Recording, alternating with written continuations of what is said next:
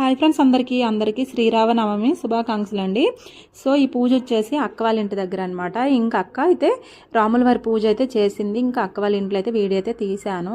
ఇంకా వాళ్ళ ఇంటి దేవుడు వచ్చేసి రాముల వారు అనమాట. ఇంకెక్కువ రామదేవుడు పూజ కూడా చేస్తుంది అనమాట. ఇంకా నేను అక్క వాళ్ళ ఇంటికి వెళ్ళేసరికి ఇంకా అక్క అయితే ఈ పూజ అయితే చేసింది. చూసారు కదా, ఇలా ఫోటో పెట్టేసి చక్కగా అలంకరించుకుంది అనమాట. నేను దీపాలు వెలిగించేటప్పుడు అలాగా వీడియో అయితే తీశాను అనమాట. నేనైతే ఈ పూజ అయితే చేయలేదు, ఎప్పుడు కూడా చేయలేదన్నమాట. ఇంకా అలానే చెప్పేసి నేను చేయలేదన్నమాట.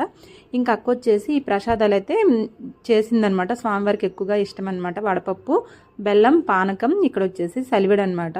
స్వామివారికి చాలా ఇష్టం అనమాట రాముల వారికి ఈ ప్రసాదం అంటే. ఇంకా దేవుడు మొదలు పెట్టేసిన తర్వాత పిల్లలకి అందరికీ చక్కగా పనిచేసింది అనమాట.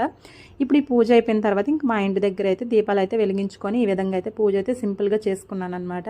ఇంకా మా వారైతే కరెక్ట్గా అదే టైంకి గుడి నుండి అయితే వచ్చారు. ఇంకా ఆయన చేత అయితే దీపం అయితే వెలిగించేసాను. ఇప్పుడు దీపం వెలిగించేసి మేమైతే గుడికి అయితే బయలుదేరాము. మా అక్క నేను సేమ్ ఒకలాంటి శారీసే కట్టుకున్నాము. అంటే కలర్స్ వేరే, కాకపోతే మోడల్ అయితే ఒకటే అనమాట. ఎక్కువగా మా ఇద్దరి దగ్గర ఒకటే మోడల్ అయితే ఉంటాయి, కలర్స్ వేరైనా.